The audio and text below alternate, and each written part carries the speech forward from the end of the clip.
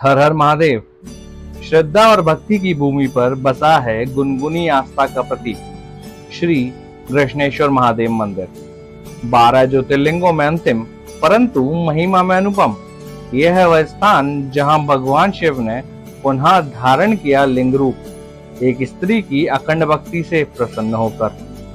कहते हैं जहां श्रद्धा सच्ची हो वहां स्वयं महादेव प्रकट होते हैं। आइए जानते हैं उस भक्त ग्रीष्मा की पावन कथा जिनकी तपस्या और समर्पण से प्रकट हुए कृष्णेश्वर महादेव।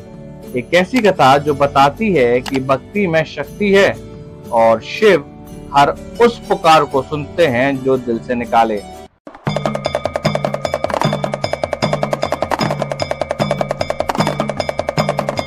श्री हरदास। विश्व प्रसिद्ध 12 ज्योतिर्लिंगों में से 3 पावन ज्योतिर्लिंग महाराष्ट्र में अलग अलग स्थानों पर विराजित हैं। लेकिन यहाँ एक ज्योतिर्लिंग ऐसा भी है जिसके बारे में तीर्थयात्रियों का मानना है कि यहाँ की यात्रा करने से सभी ज्योतिर्लिंगों की पूजा करने का लाभ मिलता है। हम बात कर रहे हैं दौलताबाद से 12 मील दूर वैरुल गांव के पास स्थित कृष्णेश्वर ज्योतिर्लिंग के बारे में। इसे घुश्मेश्वर ज्योतिर्लिंग से भी जाना जाता है। 12 ज्योतिर्लिंगों में सबसे आखिरी में कृष्णेश्वर ज्योतिर्लिंग का नाम आता है। यह मान्यता है कि जो निसंतान दंपति सूर्योदय से पूर्व शिवालय सरोवर के दर्शन के बाद कृष्णेश्वर ज्योतिर्लिंग के दर्शन करता है उसे संतान की प्राप्ति होती है। आपको बता दें कि इस मंदिर का उल्लेख शिव पुराण और पद्म पुराण में भी किया गया है। बताया जाता है कि यह मंदिर 3000 साल पुराना है। इस ज्योतिर्लिंग की एक और खास बात यह है कि ये पूर्वमुखी है। सर्वप्रथम स्वयं सूर्य देव इनकी आराधना करते हैं। मान्यता है कि सूर्य के जरिए पूजे जाने के कारण कृष्णेश्वर दैहिक, दैविक, भौतिक तापों का धर्म, अर्थ, काम, मोक्ष का सुख प्रदान करता है। आदि शंकराचार्य ने कहा था कि कलयुग में इस ज्योतिर्लिंग के स्मरण मात्र से मनुष्य का रोग, दोष, दुख से मुक्ति मिल जाती है। जानते हैं कृष्णेश्वर ज्योतिर्लिंग की उत्पत्ति से जुड़ी पौराणिक कथा और मंदिर से जुड़ी कुछ खास बातें। कृष्णेश्वर ज्योतिर्लिंग की उत्पत्ति से जुड़ी हैं 2 कथाएं। पहली कथा, एक पौराणिक कथा के अनुसार भगवान शिव और देवी पार्वती सौहाद्री पर्वतमाला में शिवालय के पास रहते थे। देवी पार्वती ने शिवालय के जल में सिंदूर मिलाया। मिश्रित सिंदूर एक शिवलिंग में परिवर्तित हो गया। सिंदूर रगड़ने के बाद शिवलिंग का निर्माण हुआ, इसलिए इसका नाम कृष्णेश्वर पड़ा। जहाँ संस्कृत में कृष्ण का मतलब होता है घर्षण यानी रगड़ना और शिवलिंग सिंदूर यानी संस्कृत में कुमकुम से बनाए, इसलिए एक और नाम कुमकुमेश्वर ज्योतिर्लिंग भी पड़ा। दूसरी कथा, एक अन्य पौराणिक कथा के अनुसार दक्षिण देश में देवगिरी पर्वत के पास एक अत्यंत तेजस्वी तपोनिष्ठ ब्राह्मण रहते थे। इनकी पत्नी का नाम सुहेदा था।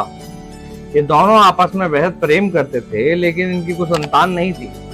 ज्योतिष गणना से यह पता चला कि सुहेदा गर्भवती नहीं हो सकती, लेकिन फिर भी वो संतान चाहती थी। तब सुहेदा ने अपने पति यानी सुधर्मा से कहा कि वो उसकी छोटी बहन से दूसरा विवाह कर ले। सुधर्मा ने पहले तो यह बात नहीं मानी, लेकिन सुहेदा की जिद के आगे सुधर्मा को झुकना ही पड़ा। सुधर्मा ने अपनी पत्नी की छोटी बहन घुश्मा से विवाह कर लिया। घुश्मा अत्यंत विनीत और सदाचारणी स्त्री थी। साथ ही वह भगवान भोलेनाथ की परम भक्त भी थी। घुश्मा प्रतिदिन 101 पार्थिव शिवलिंग बनाती और पूरे मन के साथ उनका पूजन करती। शिवजी की कृपा ऐसी रही कि कुछ ही समय बाद उसके घर में एक बालक ने जन्म लिया। दोनों बहनों की खुशी का ठिकाना न रहा। दोनों बेहद प्यार से रह रही थी, लेकिन पता नहीं कैसे सुहेदा के मन में गलत विचार आ गया। उसने सोचा कि इस घर में सब तो घुश्मा का ही है, मेरा तो कुछ भी नहीं।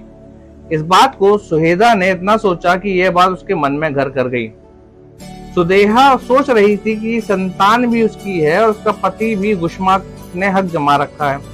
घुश्मा का बालक भी बड़ा हो गया है और उसका विवाह भी हो गया है। इन्हीं सब कुविचारों के साथ एक दिन घुश्मा के युवा पुत्र को रात में सोते समय ही मौत के घाट उतार दिया और उसके शव को तालाब में फेंक दिया। ये वही तालाब था जहां घुश्मा हर रोज पार्थिव शिवलिंगों को विसर्जित करा करती थी। जब सुबह हुई तो पूरे घर में कोहराम मच गया। गुष्मा और उसकी बहू फूट फूट कर रोने लगे, लेकिन गुष्मा ने शिव में अपनी आस्था नहीं छोड़ी। उसने हर दिन की तरह इस दिन भी शिव की भक्ति की। पूजा समाप्त होने के बाद जब वो पार्थिव शिवलिंगों को तालाब में विसर्जित करने गई तो उसका बेटा तालाब के अंदर से निकलकर आता हुआ दिखाई पड़ा। ऐसा लग रहा था कि वो कहीं से घूम कर आ रहा हो। तब वहां शिव जी प्रकट हुए और उन्होंने गुष्मा से वरदान मांगने को कहा, लेकिन शिव जी सुहेदा की इस करतूत से बेहद क्रोधित थे और वह अपने त्रिशूल से सुहेदा का गला काटने के लिए उद्यत थे। गुष्मा ने शिव जी के हाथ जोड़कर विनती की कि वो उसकी बहन को क्षमा कर दें। जो उसने किया है वो जघन्य पाप है, लेकिन शिव जी की दया से ही उसके पुत्र वापस मिला। अब सुहेदा को माफ कर दें। गुष्मा ने शिव जी से प्रार्थना की कि वह लोक कल्याण के लिए वो उसी स्थान पर हमेशा के लिए निवास करें। शिव जी ने गुष्मा की दोनों बातें मान ली और ज्योतिर्लिंग के रूप में प्रकट होकर वहीं निवास करने लगे। शिव भक्त गुष्मा के आराध्य होने के कारण इसका नाम गुष्मेश्वर पड़ा और इसे ग्रक्षणेश्वर के नाम से भी जाना जाता है।